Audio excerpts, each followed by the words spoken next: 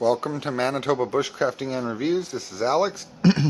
Today I got two different Molle 2 rucksacks. Not just in camo, there's some differences to them and I'll go over that in a second. They are both used and show some sign of wear. Also, this one doesn't have sustainment pouches. I do have sustainment pouches, but I haven't put them on there. So they're there, and it does come with this. Both of these packs I got from HeroOutdoors.com, I do believe. I'd have to double check that. And they got a really large online storefront. Some of their stuff I wasn't happy with, and especially this one, actually, because I paid decent money for it, and they just sent me the bottom of the barrel when it came to that one. This one does have damage to it, so I figured I'd just do a comparison between the two. This one's a Rifleman rucksack, and this one I do believe is just the Army's universal backpack that they were using before they rolled in multicam and OCP. So let's go over the differences. The main difference on this old Rifleman edition Molle 2 is it has a, you can't really see it because it's blocked, it's under here. It's got a pouch here for claymores. Okay, then it does come with the little fanny pack that goes underneath the claymore pouch, and this one does come with it, a fanny pack, but mine didn't. So for whatever reason, it just wasn't included with this. But if you hunt around online, you can get that fanny pack for this one in this camo.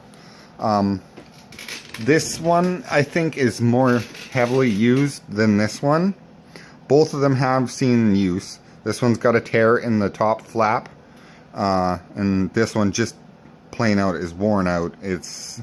And that's probably going to be its downfall in this comparison. It also features a separated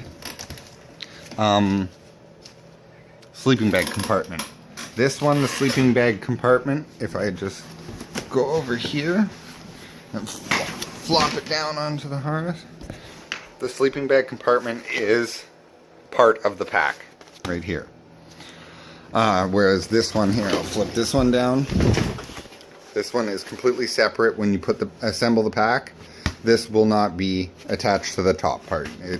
It just has little hook clip thingies that go into the frame. Comfort wise, this one, I don't know if it's just because it was used less, or not less yet, less, sorry, it's really late. Yeah, this one I think was more heavily used because it seriously feels like you're strapping a 2x6 to your back, all chopped up in pieces, and walking around with that on your back because it is so rigid and uncomfortable. It's like the shoulder straps are made out of like something solid, whereas this one, you put it on and it is so comfortable. Even with a load of 50 to 60 pounds, which it has in it right now, it is very comfortable on your back. I'm assuming this one was when it was new, but now I got it in pretty rough condition, and I was disappointed with Hero Outdoors because of the condition it was in and how uncomfortable it was. And I paid $200 for that. This one I paid $230 for, and I've given this one to my dad now. He doesn't use it, but it just sits in the basement. And this is my my ex's pack that I got for her as a bug out bag. I've used them both, and this one, seriously, it's just like, it's like having a fridge strapped to your back. It doesn't like bend with you or anything like that. This one, the shoulder straps are a lot more padded. If I flip her around here and check out the harness system, it's still got some bend to it. It's nice and soft padding, really nice and soft right here where your shoulders make contact. And then it does even have like a canal here for ventilation. The hip belt is about the same as the other one. The only thing that I like better is this one has the newer style buckles. So if I can do this with one hand. One hand in it. Yeah, you can see. And these buckles do wear out a lot quicker than the classic ones, which are just like these. It's just a regular buckle like that. This suspension system on this pack here doesn't have that spot for ventilation really in the middle, and the padding's hard. It's just really hard. As you can see with the shoulder straps, they don't have as much bend or flex to them. They're really stiff feeling, and that could have been from them washing it. I don't know, maybe they used something while washing it that stiffened up the foam. The hip belt, once again, it's about the same as the other one. I'd actually say the other one is a little bit better, a little bit more comfortable. I do believe these plastic frames that come with them are standard issue, like they're the exact same, different color. Other than that, there really is not much of a difference between the two of them. They both hold the same amount of stuff.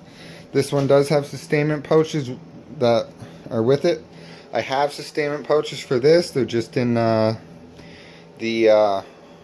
old school desert camo, so it doesn't really match, and my dad didn't have any stuff to fit into them anyway, so it didn't really matter.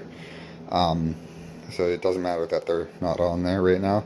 He's got about a 30-pound load in there, and this has, like I said, 50 to 60 pounds.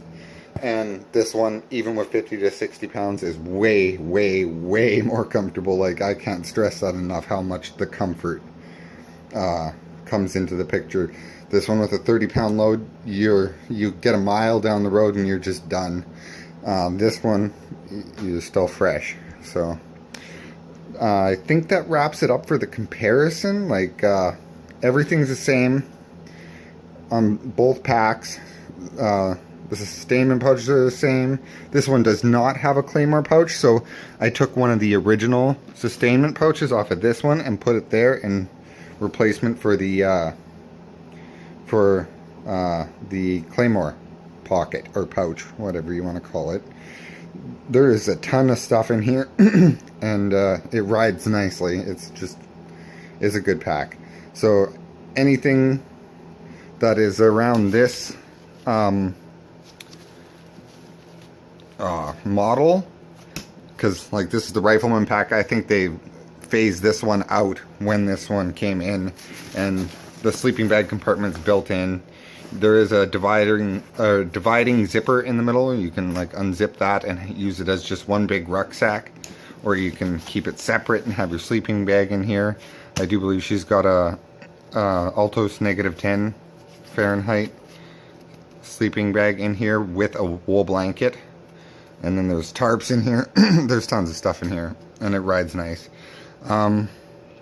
Let's see, is there anything I'm missing on these two? Not really. But yeah, you get a look at how the sleeping bag compartment is separate. It does come with D-rings, so you can take it right off and just carry your sleeping bag if you really wanted to. From where I do believe like these quick releases, they're a little worn out. Just from use, but on my ex's, it's actually really nice. They snap in place nicely and all that. So I don't know what else I can say about these. The old school ones were kind of goofy. They didn't have it planned out too good, and then they've made up for it with the, I guess it's the last generations now, because they're rolling in the Molle 4000. And if you can find this on eBay, it usually runs for, I've seen packs that were used, they've seen action, dirty but still in good condition, with the assault pack, with a flick vest, with a hydration carrier, for like 140 bucks plus shipping and handling. And it just came with all those accessories, and it was a much better deal than Hero Outdoors. I would not recommend Hero Outdoors for military surplus. If you're going there for airsoft, they certainly have everything that you need for airsoft. But if you're trying to build a bug out system, I'd say shop eBay. Anyhow, if you like this video, click like. If you want to share, hit share. If you want to comment or dislike, and subscribe if you want to see new videos on military surplus or camping gear. You guys have a nice day, and I will be back with another video.